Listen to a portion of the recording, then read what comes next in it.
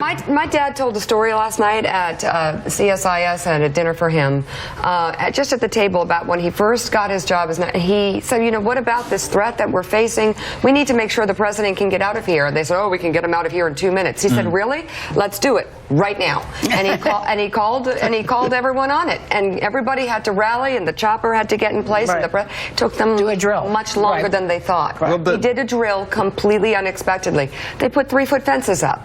I'd start doing drills. I'd catch people with their pants down right and left and fire them and figure it out. But again, That's right. And look, I think this. I was struck by the fact in the hearing, 116 people over the past 5 years have climbed the fence.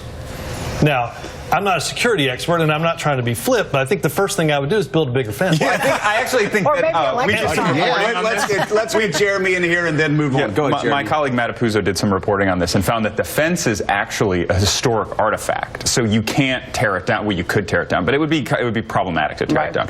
But I think, you know, the Secret Service's culpability here is clear. But what about the White House's handling of this? I mean, Robert, you could probably speak to the fact. I mean, this doesn't look to be the most deft crisis management, because now they're leaking things about how this woman wasn't their first choice. I mean, that does not seem very professional. Well, look, you got to live with the choice you make regardless of what number they are. I do think this, and I think one of the things in Josh's defense, all too often, and I was in some of these meetings, and I did some of these meetings specifically with Joe, there's a small circle of people that are going to get read into the security movements of a president for obvious reasons. And Josh may just not have known exactly what was happening at certain points with some of the security movements. That doesn't mean Josh is uninformed by any means.